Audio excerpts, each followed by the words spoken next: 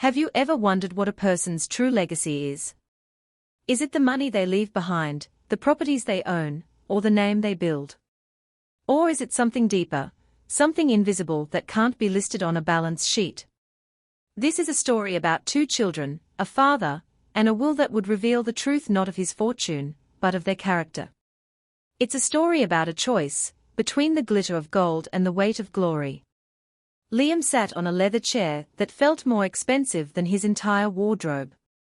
The air in the lawyer's office was thick with the scent of old paper and polished mahogany, a smell of finality. Across from him, his sister, Clara, tapped a perfectly manicured finger on her designer handbag. She looked at home here, among the wealth and power that the room represented. Liam just felt like an intruder. He tugged at the collar of his worn but clean shirt, the one he saved for occasions he'd rather avoid. This was the ultimate one. The reading of his father's will. Mr. Harrison, their father's lawyer for over 40 years, sat behind a formidable desk, his face a mask of professional sorrow. He adjusted his spectacles, the document held in his hands feeling less like paper, and more like a stone tablet upon which their fates were carved. Liam's gaze drifted to the window, looking down at the bustling city below. He had spent the last 3 years not in a high-rise office like this one, but in his father's quiet, fading house. He'd learned the rhythms of his father's illness, the language of his sighs, the small comforts that could ease a difficult day. He had become an expert in mixing medications, in cooking soft foods, in listening to stories told for the 100th time, as if they were brand new. While he was measuring out doses, Clara was measuring out fabric for her next fashion line. While he was cleaning up spills, she was closing deals. She'd call, of course. Her voice, always rushed, would echo through the phone, "How's Dad?" "Sorry, Liam, swamped this week. Kisses to him for me." The kisses never arrived. Liam never begrudged her this. They had chosen different lives. He had chosen their father. Or perhaps, his father had chosen him, needing him in a way that Clara could never understand. He hadn't done it for a reward. He'd done it because it was his father, the man who had taught him how to ride a bike, who had held him when his heart was first broken, who had shown him the quiet dignity of a life lived with principle. The idea of an inheritance felt dirty. A payment for love. He expected little. Perhaps the old house, with its leaky roof and precious memories. That would be more than enough. Clara, on the other hand, expected everything. She saw the family business, a construction empire their father had built from nothing, as her birthright. She had the business degree, the sharp mind, the ruthless ambition. Liam had calloused hands and a patient heart. The world, as she often reminded him, did not reward patient hearts. It rewarded closes. The rustle of the will brought Liam's attention back to the room. Mr. Harrison cleared his throat, the sound unnaturally loud in the silence. "We are gathered to execute the last will and testament of Robert Miller," he began, his voice steady and somber. Liam's stomach twisted into a knot. He could feel Clara's anticipation radiating across the desk, a palpable, hungry energy. The lawyer started with the usual legal jargon, the formal declarations and attestations that seemed to drain the last bit of warmth from the proceedings. Liam felt a strange sense of detachment, as if he were watching a scene from a movie. This couldn't be his life. His life was the quiet hum of the oxygen machine, the smell of his father's old books, the worn armchair by the fireplace. This place, with its cold leather and colder expectations, was Clara's world. He remembered a conversation with his father a few months before he passed. His father, frail but with his mind still sharp as a razor, had grabbed Liam's hand. His grip was surprisingly strong. "You see things, Liam," he had whispered, his voice raspy. "You see the foundations. Your sister, she only sees the chandeliers. Beautiful, yes. But they can't hold up a roof." Liam had simply squeezed his hand back, unsure of what he meant. He thought it was just the rambling of a tired mind. Now, sitting in this office, he wondered if it was a premonition. Mr. Harrison paused, looking over his spectacles first at Clara, then at Liam. The look he gave Liam was unreadable, but it held a flicker of something: sympathy. Pity. It made Liam's skin crawl. "Let us proceed to the primary bequests," the lawyer continued. Liam braced himself. He just wanted this to be over. He wanted to go back to the empty house, to the silence that was now a deafening roar, and begin the long, lonely process of grieving the man he had already lost piece by piece over the last few years. Clara sat up straighter, a faint, predatory smile touching her lips. She was ready. Ready to claim what she believed was hers. Liam simply closed his eyes for a moment, picturing his father's face, not as the titan of industry the world knew, but as the dad who smelled of sawdust and coffee, the man whose approval he had always craved but rarely sought. He hoped, whatever this document said, that his father had died knowing he was loved. That was the only inheritance that truly mattered. But in a room like this, love was an unlisted asset, and he was about to find out it had no market value. He felt his own invisibility keenly, the way a ghost might feel passing through a room of the living. He was the quiet son, the background character. Clara was the star. And the final act of their father's life was about to play out, with her in the spotlight. Liam just prayed the glare wouldn't be too blinding. Mr. Harrison took a slow, deliberate breath, as if the next words carried an immense weight. "To my daughter, Clara Miller," he read, his voice resonating through the silent room. Clara's posture, already confident, became regal. She tilted her chin up, a conqueror awaiting her spoils. In recognition of her ambition and her understanding of the modern world of finance, the will continued, "I bequeath the sum of $30 million, to be transferred to her accounts effective immediately." A sharp, audible gasp came from Clara. It wasn't a gasp of surprise, but of vindication. Her eyes, bright and hard, flickered towards Liam for a fraction of a second, a silent, triumphant "I told you so." $30 million. The number hung in the air, immense and surreal. It was a figure Liam could not even properly comprehend. It was a king's ransom. A lifetime of work, of struggle, of success, all distilled into a number and handed to his sister. Liam felt the blood drain from his face. It wasn't the money. It was the words that accompanied it.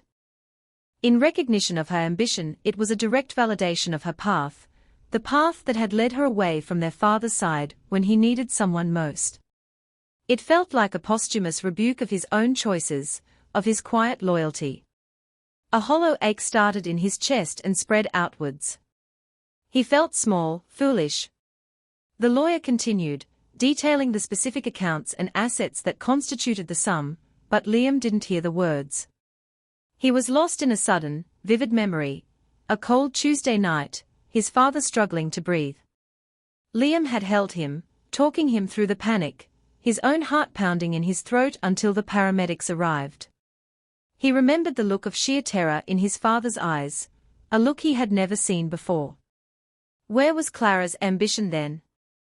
Where was her understanding of finance, when the only currency that mattered was a comforting presence? The memory faded, leaving him with the cold reality of the mahogany desk and his sister's smug smile. He looked at his hands, resting in his lap. They were not the hands of a millionaire. They were the hands of a caregiver, with faint scars from kitchen knives and cracked knuckles from cleaning solutions. They were hands that had held, and cleaned, and comforted. And apparently, they were worthless. The final, crushing blow came next. Mr. Harrison paused again, and this time, he looked directly at Liam. The pity in his eyes was now unmistakable, and Liam had to fight the urge to look away, to hide from it. "And to my son, Liam Miller," the lawyer's voice dropped, becoming softer, almost apologetic. Liam held his breath. Maybe the house. Maybe his father's old tools. Something. Anything to show he was remembered, that his sacrifice had been seen. Then the lawyer read the words that would shatter his world. "You're not getting anything." The silence that followed was absolute. It was not a peaceful silence, it was a violent, suffocating void. The words "not getting anything" echoed in Liam's head, each repetition a fresh stab of pain. It wasn't a rejection, it was an erasure. It was his father, from beyond the grave, declaring that Liam's years of devotion, his sacrificed dreams, his constant presence, had amounted to a grand total of 0. He felt the air leave his lungs in a silent whoosh, his entire body going numb. He was vaguely aware of Mr. Harrison looking at him with deep concern, of the ticking clock on the wall marking each second of his humiliation. But all he could see was the triumphant, scornful look on Clara's face. She didn't even try to hide it. Her lips curled into a smirk of pure, unadulterated victory. The compassion one might expect from a sister in such a moment was utterly absent. In its place was a cold, hard judgment. "Well," Clara said, her voice dripping with condescending sweetness that was sharper than any knife. "I guess that settles it." She stood up, smoothing down her immaculate dress. She looked down at Liam, who remained frozen in his chair, as if he was something she had scraped off the bottom of her shoe. "I tried to tell you, Liam," she said, her voice a low, cutting whisper meant only for him. "I told you that sentimental nonsense gets you nowhere. You wasted the best years of your life playing nursemaid to a dying man, and for what? For this." She gestured around the opulent office, at the will on the desk, at the world that had just crowned her its queen and cast him out as a pauper. "He knew," she continued, her eyes glinting. "Dad was a businessman to the end. He knew who had the drive to carry on his legacy and who was just dead weight. He invested in the winner." Each word was a calculated strike, designed to inflict maximum damage. She saw his pain and savored it. 30 million, she mused, picking up her handbag. "I suppose I can finally buy that penthouse overlooking the park. And you, little brother? What will you do? Go back to that crumbling old house?" "Oh, wait. It's probably part of the estate." "My estate." Now the cruelty was breathtaking. She wasn't just taking the money, she was trying to take his dignity, too. Liam couldn't find his voice. What could he say? His own father had just co-signed her brutal assessment of his life. He had been weighed, measured, and found wanting. He felt a profound sense of shame, hot and overwhelming. He had thought his actions were born of love, but the world, and his own father, had just told him they were born of foolishness. He finally lifted his head, his eyes meeting hers. He wanted to scream, to rage, to defend the choices he had made. But looking at her smug, empty victory, he felt a sudden, profound wave of pity. Not for himself, but for her. She had the money, but she had nothing else. She had no concept of the love he had shared with their father in those final, quiet years. She couldn't buy the memory of his father's laughter at one of Liam's bad jokes, or the feeling of his father's hand squeezing his in gratitude. She had $30 million. He had the memories. And in that moment, he wasn't sure who was poorer. Just as Clara was about to turn and make her grand exit, a small, unassuming sound broke the tension. It was the sound of Mr. Harrison clearing his throat. It wasn't a cough, it was a signal. A sharp, deliberate noise that commanded attention. Clara paused, one hand on the doorknob, and turned back with an expression of pure annoyance. "Is there something else, Mr. Harrison?" she asked, her tone implying that any further business was a waste of her valuable time. "I have a celebratory lunch to get to." Mr. Harrison adjusted his spectacles again, his gaze unwavering. He did not look at Clara. His eyes were fixed on Liam, who was still slumped in his chair, the picture of defeat. "Actually, Miss Miller," the lawyer said, his voice regaining its formal, authoritative tone. "There is. Please, sit down. We are not quite finished." Clara sighed dramatically, rolling her eyes, as she reluctantly returned to her chair. She crossed her legs impatiently, checking the time on her diamond-encrusted watch. "What is it?" she snapped. "Some sentimental trinket for him. Dad's old watch, perhaps." "Fine, let's get it over with." Mr. Harrison ignored her petulance. He picked up a separate, thinner sheaf of papers from his desk, bound by a simple paperclip. "Your father was a meticulous man," he stated, looking at Liam. "He believed in clarity, but he also believed that a person's true character is revealed not when they are given a gift, but when they believe they have lost everything." A flicker of confusion crossed Clara's face. Liam, hearing the lawyer's words, felt a tiny, inexplicable spark ignite in the cold emptiness of his chest. It wasn't hope, not yet. It was just curiosity. A crack in the wall of his despair. "This," Mr. Harrison said, holding up the papers, "is a codicil to the will. A final addendum, written by your father in his own hand, just 6 weeks ago." He began to read, and this time, the words were not in the dry, legal language of the will. They were his father's voice, clear and strong, as if he were sitting there in the room with them. "My children," the letter began. Liam's heart clenched. "If you are hearing this, it means I am gone, and you have just learned the contents of my primary bequest. Clara, you have been given a fortune. Liam, you have been given nothing. I can picture your faces now. Clara, triumphant. Liam, heartbroken. This is by design. 4 years, I have watched you both. I have seen the choices you have made, the paths you have walked." The letter was a direct address, and the entire atmosphere in the room shifted. It was no longer a legal proceeding. It was a final conversation. Clara was no longer impatient, she was listening intently, a frown forming on her face. She sensed, for the first time, that her victory might not be as simple as she thought. Liam sat up a little straighter, his focus absolute. This was his father talking. This was the man he knew. "A legacy is more than money," the voice of his father continued through the lawyer. "Money is a tool. It can build, or it can destroy. It can be a reward, or it can be a test. It all depends on the hands that wield it. I have spent my life building something of value, and I must ensure it passes into hands that understand what value truly is." Mr. Harrison paused and took a sip of water, allowing the weight of his father's words to settle.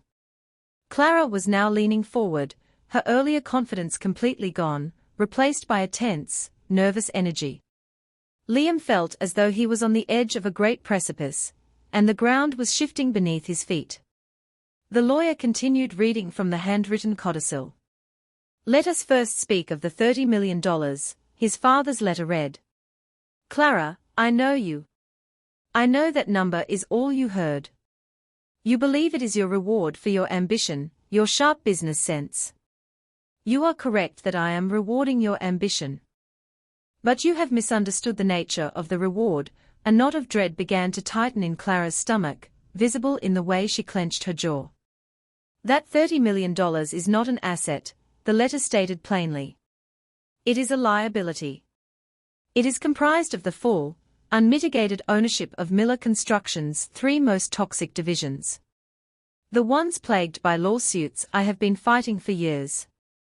The ones with crippling environmental cleanup obligations.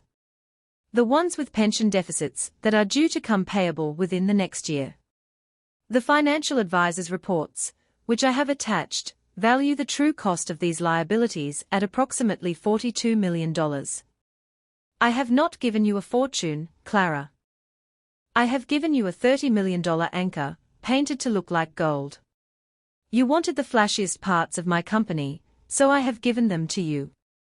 The name, the prestige, the big, impressive number.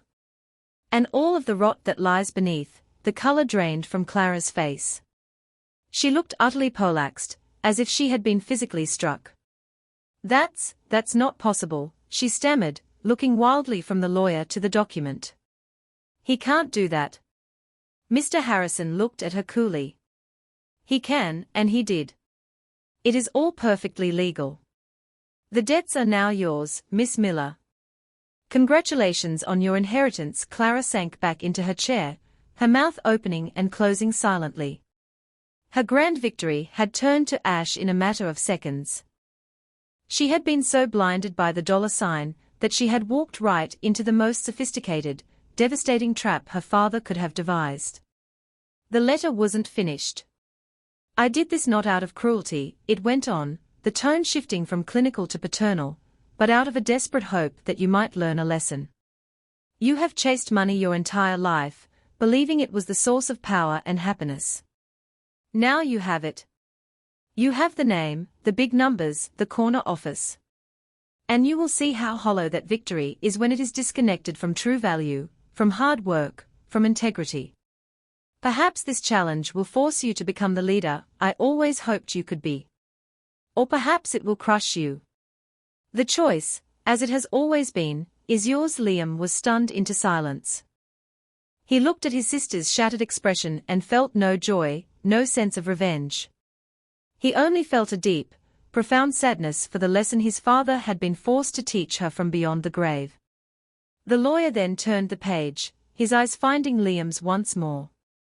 The pity was gone, replaced by a look of deep, profound respect. Now, he read from the codicil, his voice softening, "We come to my son, Liam." Liam's breath hitched.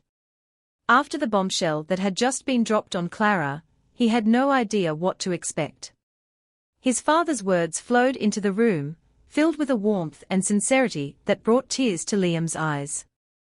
"Liam. My quiet son. My steadfast son. You were told you would get nothing. And in a way, that is true. You are getting nothing of the old world. Nothing of the glamour, the debt, the hollow prestige. Because I am not leaving you something to have. I am leaving you something to continue." The letter detailed the last 3 years, not in terms of illness and decline, but in terms of observation. "While your sister was reading stock reports, you were reading my expressions," his father wrote. "While she was networking at galas, you were holding my hand in the quiet of the night. You thought you were just my caregiver, my nurse. You were wrong. You were my student. You were learning the most important business lesson of all, that at the heart of any great enterprise, any great life, is human connection. It is seeing people, understanding their needs, and serving them with integrity." Liam wiped a tear from his eye, his heart aching with a mixture of grief and a blossoming, unbelievable validation. "You believe you have no head for business," the letter continued. "You also believe you were just fixing leaky faucets and managing my medication schedule. What you were really doing, son, was running the most important company of all, my life. You managed logistics, you balanced budgets for nurses and supplies, you negotiated with doctors, you handled crises with a calm that I, in my prime, would have envied. You never once complained. You never once asked for anything in return. You simply did the work because it needed to be done. That is not the mark of a caregiver, Liam. That is the mark of a CEO." The lawyer paused, allowing Liam to absorb the statement. CEO. The word was so foreign, so disconnected from how Liam saw himself, yet his father's logic was undeniable. He had been running a complex, high-stakes operation without even realizing it. Therefore, the letter concluded its address to him, "I leave you everything else. The true heart of my life's work. Not Miller Construction, the behemoth I was known for, but Miller Innovations, the private company I have been funding for the last decade." Clara's head snapped up. "Miller Innovations? What is that?" she demanded, her voice hoarse. Mr. Harrison held up a hand. "Your father anticipated that question," he read on. "Miller Innovations is where I invested my real passion. It holds the patents for new, sustainable building materials I developed. It owns 3 commercial properties that are fully leased and debt-free. It has a portfolio of investments in green technology startups. It is a company built not on speculation, but on substance. It is smaller, quieter, and infinitely more valuable than the public-facing company I am leaving to your sister. Its net worth, conservatively estimated, is over $100 million. But more than that, it is profitable, it is growing, and it is the future. It is my real legacy. And it is all yours, Liam. The revelation hung in the air, a stunning reversal of fortune that left everyone in the room breathless. $100 million. Patents. A future. It was a kingdom. Not just money, but a purpose, a mission, handed to him by the father who he thought had forgotten him.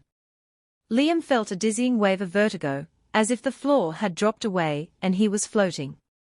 The man who had worried about paying his electric bill an hour ago was now the owner of a $100 million innovation company. But more powerful than the number was the trust. The immense, staggering faith his father had placed in him. He had been seen. Every quiet act of service, every sacrificed dream, every moment of selfless love, his father had seen it all. He hadn't just seen it, he had honored it in the most profound way imaginable. Clara stared at Liam, her face a maelstrom of shock, disbelief, and raw, incandescent fury. "No," she screamed, bolting to her feet. "This is a joke. It's a trick." Liam manipulated him. He was there every day, whispering in his ear, poisoning him against me. Her voice was shrill, cracking with desperation. She pointed a trembling finger at her brother. "He's a nobody. A glorified janitor. He can't run a company. He can't even run his own life." Liam, for the first time, did not flinch from her attack. He met her gaze, his own eyes clear and calm. The old shame was gone, replaced by a quiet strength he didn't know he possessed. Before he could speak, Mr. Harrison intervened, his voice like ice. "That is enough, Miss Miller." He opened a folder on his desk and slid a stack of papers across the polished surface toward her. "Your father, as I said, was a meticulous man. He knew you would make such an accusation. This folder contains the last 5 years of your email and text correspondence with him. It details your repeated cancellations, your excuses for not visiting, and your inquiries about his financial health." He then slid another stack toward her. "This folder contains weekly reports from your father's nursing staff, which he requested. They document, in painstaking detail, Liam's constant presence, his care, and the numerous times he solved household and medical emergencies on his own. And this," he said, tapping a final, slim volume, "is your father's personal journal. The last entry reads, 'Clara sees a crown, but Liam sees the person who wears it.' The choice is clear, the evidence was overwhelming, a silent, powerful testament to the truth." Clara looked at the folders as if they were snakes. She had been so certain of her own narrative, of Liam's foolishness, and her own deserving nature, that she had never considered the possibility that her father was watching with such clarity. Her rage dissolved into a desperate, sputtering mess. She looked from the lawyer to her brother, her mask of superiority finally crumbling to reveal the frightened, insecure person beneath. I was busy," she stammered weakly. "I was building a career. For the family." For him, the excuse sounded hollow even to her own ears. It was the defense of a child, not a leader. Liam finally spoke, his voice quiet but firm, carrying a newfound authority. "You were building your own brand, Clara," he said, without malice. "And Dad knew that. He wasn't punishing you. He was giving you exactly what you always said you wanted, a challenge. A company to fix. A chance to prove how brilliant you are." The words were not an attack, but a simple statement of fact. And in that simple truth, Clara saw the full scope of her miscalculation. She had played a game of chess, only to discover her father had been playing a different game entirely, on a board she couldn't even see. Clara stared at her brother, truly seeing him for the first time. The quiet, unassuming man she had always dismissed as a failure now sat before her as the chosen one, the true heir. The power in the room had irrevocably shifted. It wasn't in the sharp suit, or the confident posture anymore. It was in Liam's steady gaze and the quiet dignity with which he had absorbed both insult and honor. He was no longer the overlooked boy. He was the man his father had trusted with his soul. With a choked sob, Clara grabbed her handbag and, without another word, fled the office. The sound of the heavy door clicking shut behind her was the only sound for a long moment. She left behind the folders, the damning evidence of her neglect, and the crushing weight of her new reality. Liam watched her go, not with triumph, but with a deep and abiding sorrow. His father's lesson had been delivered, but the cost was immense. He had gained a fortune, but he had lost what was left of his sister. Mr. Harrison gently pushed a business card across the desk. Miller Innovations has an office, a staff, and a board of directors who are waiting to meet you, Mr. Miller, he said, addressing Liam with a new title. Your father has been preparing them for this transition for the last year. They know his wishes. They are ready for your leadership. Liam picked up the card. The letters felt heavy in his hand. Liam Miller, Chairman. It seemed impossible. Why? Liam asked, his voice barely a whisper. Why did he do it this way? The theatrics, the cruelty, why put us through that? Mr. Harrison leaned back in his chair, his professional demeanor softening into something more human. Your father believed that pressure reveals character like nothing else. He needed to know, with absolute certainty, who you both were at your core. He needed to see how Clara would act in victory, and how you would act in defeat. Her greed and your grace, in those few moments, told him everything he needed to confirm his decision. It was not cruelty, Liam. It was the final, most important test of a lifetime. And you passed. Liam looked down at his own hands, the caregiver's hands. His father had been right. They were the hands of a CEO. A different kind of CEO. One who understood that the strongest foundations are not made of concrete and steel, but of loyalty, integrity, and love. He stood up, the leather chair making no sound. He felt taller. The weight of his father's trust settled on his shoulders, not as a burden, but as a mantle. He was terrified, but he was also ready. He had spent 3 years serving one man with all his heart. Now, his father had given him a new mission, to serve a legacy. To build a future. He walked out of the lawyer's office, leaving the ghost of his old, invisible self behind. The city stretched out before him, no longer an intimidating landscape of strangers, but a community of people, a world of foundations waiting to be seen, a future waiting to be built. So, what is the real measure of a person's worth? Liam's story teaches us that it's not found in a bank account, but in the quiet chambers of the human heart. His father knew that true wealth isn't something you can count, but something you can count on. It's the loyalty that stays when everyone else leaves. It's the integrity that does the right thing when no one is watching. It's the love that serves without asking for anything in return. Clara chased a number, $30 million, and was blinded by its glitter. She ended up with a burden, a lesson wrapped in the illusion of a prize. Liam asked for nothing and was given everything, not because he was lucky, but because his character had been his investment all along. He watered the roots while his sister was admiring the leaves. In the end, we all write our own will every single day through our actions, our choices, and our priorities. We decide what our legacy will be. Will it be the hollow echo of ambition, or the solid foundation of character? The world can be a loud and distracting place. It tells us to be like Clara, ambitious, ruthless, and focused on the prize. But maybe the greatest strength lies in being like Liam, quiet, steadfast, and focused on the person next to us. Maybe the most valuable work we can ever do is the work that goes unseen, the work done not for applause, but for love. What you nurture in the shadows will one day define what you command in the light. Share this story if you believe that character is the greatest currency we possess. Comment below with a time you saw someone's hidden worth shine through.